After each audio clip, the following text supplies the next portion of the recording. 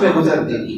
حضرت عائشہ صدیقہ رضی اللہ تعالیٰ عنہ خود فرماتی ہیں, آپ سے ایک اور حدیث ہے, آپ فرماتی ہیں حضور علیہ السلام نے ارشاد فرمایا, اے حمیرہ, یعنی مجھے پیار سے محبت سے حضور کبھی حمیرہ کہہ کے پکارتے تھے. فرمایا, اے حمیرہ, کیا تم جانتی ہو کہ یہ رات جو 15 شعبان کی رات ہے, اللہ تعالیٰ اس رات میں قبیلہ بنو کلب کی بکریوں کے جو بال ہیں ان کی تعداد سے بھی زیادہ لوگوں کو جہنم سے آزاد کر دیتا ہے.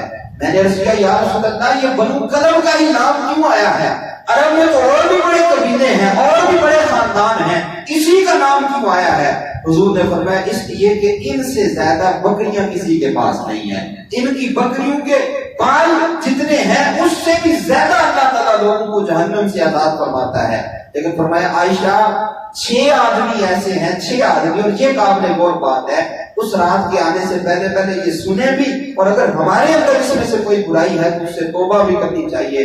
تو میں 6 آدمی ایسے ہیں کہ جب اللہ کی رحمت برس رہی ہوتی ہے, اللہ اس رات بھی ان لوگوں کی بخشش نہیں کرواتا. 6 آدمی ایسے ہیں. میں نے عرض کی, یا رسول اللہ, وہ 6 آدمی کون سے ہیں؟ پہلا فرمایا, عادی شرابی. عادی شرابی, جو شراب پینے کا عادی ہے. افسوس ہے ان لوگوں پر کہ جنہیں شراب کی عادت ہوتی ہے اور شراب ان کے لیے جسم کا حصہ بن جاتی ہے. اور یہ صرف شراب نہیں, کوئی بھی نشے والی چیز ہے, جو چیز نشہ دیتی ہے, ہر چیز حرام ہے. تو فرمایا, اس رات بھی اللہ ان کی بخشش نہیں کرتا. دوسرا فرمایا, جو ماں باپ کے نافرمان ہوتے ہیں, جو ماں باپ کے نافرمان ہوتے ہیں, انہیں غور کرنا چاہیے. اگر یہاں نوجوان طبقہ بیٹھا ہے, وہ لوگ بیٹھے ہیں کہ جن کے ماں باپ زندہ ہیں, تو اس بات پہ غور کریں اور اپنے ضمیر میں ایک لمحے کے لیے جھانک کر دیکھیں, کہیں ایسا تو نہیں کہ میں نے اپنے ماں باپ کی نافرمانی کی ہو, ان کے سامنے اونچی آواز سے بولا ہو, ان کی حکم عدولی کی ہو, میں نے انہیں طعن و تشنیع کے کسی بھی انداز سے اذیت دی ہو. اگر ایسا ہے تو میرے بھائیوں, آج کوئی پتہ نہیں ہے زندگی کا, اس رات کے آنے میں چند گھڑیاں باقی ہیں کہ جس رات اللہ کی رحمتیں برستی ہیں. اور میں سب کو بخش دیتا ہوں, لیکن ماں باپ کی نافرمانی کرنے والوں کو اس رات بھی نہیں بخشتا. توبہ کر لیجئے, ماں باپ کے قدم چوم کے معافی مانگ لیجئے, اور اس میں مسلم کر لیجئے کہ ماں باپ کو اذیت نہیں دیں گے. فرمایا, تیسرا, جو زنا کا عادی ہوتا ہے, زانی شخص ہے, زنا پر اصرار کرنے والا, جسے حرام کی لت پڑ جاتی ہے اور حرام میں مبتلا ہوتا ہے, اللہ تعالیٰ اس سے عافیت دے. اور میں ایسے لوگوں کو بھی اللہ اس رات نہیں بخشتا. پھر فرمایا, چوتھا, جو رشتہ داروں سے بغیر کسی شرعی وجہ کے تعلق توڑ دیتا ہے, بغیر کسی شرعی وجہ سے رشتہ داروں سے جو تعلق توڑ دیتے ہیں چھوٹی چھوٹی باتوں سے, اللہ یہ کہ جہاں شریعت نے اجازت دی ہے, اور اگر بندے کی طرف سے زیادتی نہیں ہے, دوسرا کرتا ہے تو اس کا اپنا فعل ہے, لیکن ہماری طرف سے زیادتی نہ ہو. اور میں جو اس طرح تعلق توڑتا ہے, اللہ اس رات ان کی بھی بخشش نہیں فرماتا. پھر فرمایا, پانچواں, وہ شخص جو ظالم ٹیکس دینے والا ہو. یعنی ظالم ٹیکس دینے کا مطلب یہ ہے کہ کسی سے ظلم کرنا, جسے ہم کہتے ہیں رشوت لینے والا. اور یہ غور کرنا چاہیے ہر اس شخص کو جو کسی عہدے پر ہے, جسے اللہ نے کوئی عزت دی ہے, جسے اللہ نے کوئی عہدہ دیا ہے, کہ لوگوں کا کام جو جائز طریقے سے بھی ہو سکتا ہے, وہ لوگ جو رشوت لے کے, ظلم کر کے, پیسہ لے کے, کوئی تحفے تحائف لے کر, وہ کسی بھی شعبے سے وابستہ ہوں, اگر ڈاکٹر بیٹھے ہیں, انجینئر بیٹھے ہیں, یا کوئی سرکاری عہدیدار, پولیس, کسی بھی شعبے سے تعلق رکھنے والے لوگ ہیں, یہ غور کریں کہ جہاں کسی طرح کی کوئی سہولت آپ کو مل رہی ہے, چاہے وہ دوائیاں لکھنے پہ جناب کمپنی آپ کو دے رہی ہے کہ آپ اسی کمپنی کی دوائیاں دیں, بے شک مہنگی ہیں, جیسی بھی ہیں, کسی کی بنتی ہے نہیں بنتی, آپ جتنے زیادہ دیں گے تو آپ کو ہم گاڑی دیں گے, ہم آپ کو ٹور پہ لے کر جائیں گے. وہ جناب کوئی بلڈر ہو, کوئی بھی ہو, کسی طرح بھی شخص جو رشوت لے کر, جو کوئی چیز لے کر کسی کا حق کھاتا ہے, فرمایا اس رات اللہ ان لوگوں کی بھی بخشش نہیں کرواتا.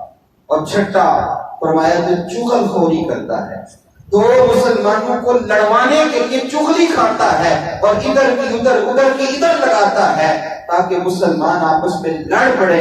فرمایا اللہ تعالیٰ اس رات ان لوگوں کی بخشش بھی نہیں کرواتا.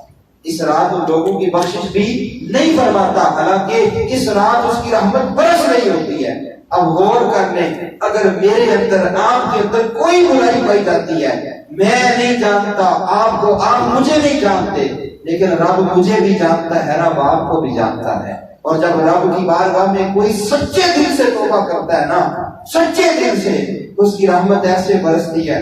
حضرت عمر فاروق رضی اللہ تعالیٰ عنہ، دوپہر کا وقت ہے، گرمی، عرب کی شدت کی گرمی ہے، لوگ گھروں کے اندر محصور ہیں، لیکن وہ 24 لاکھ مربع میل کا حکمران اپنی عوام کی خبر لینے دوپہر میں بھی نکل جاتا ہے۔ وہ مدینے کی گلیوں میں گھومتا ہے، کہیں ظلم تو نہیں ہو رہا، کوئی غریب بھوکا تو نہیں مر رہا، کوئی ناانصافی تو نہیں کر رہا۔ دوپہر کے وقت گرمی کی شدت میں حضرت عمر گلیوں میں گشت کر رہے ہیں، گزر رہے ہیں کہ ایک گلی کے کونے سے ایک شرابی شخص بغل میں شراب کی بوتل دبائے ہوئے چلا آ رہا ہے۔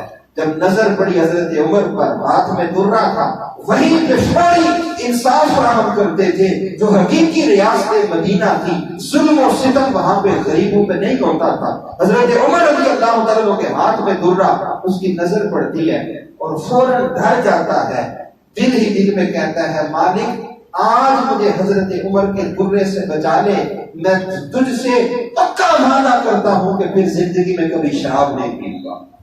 اب دل ہی دل میں سچی توبہ کرتا ہے، پختہ عزم لے کے۔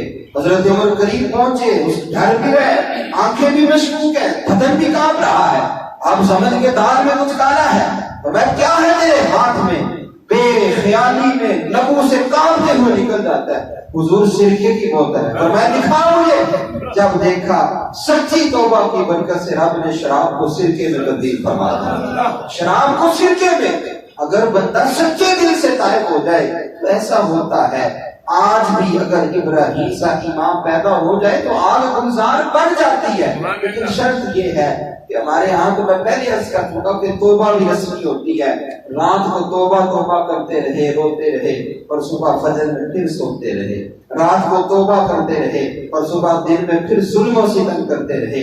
رات کو توبہ کرتے رہے اور اگلی رات کو پھر ہم وہی فلمیں، وہی گناہوں والی مستیوں میں مشغول رہے۔ یہ توبہ نہیں ہوتی۔ رب بخشتا ضرور ہے، وہ دیتا ضرور ہے، وہ رحمت لٹاتا ضرور ہے، لیکن شرط یہی ہے کہ کوئی سچے دل سے اس کی بارگاہ میں آئے۔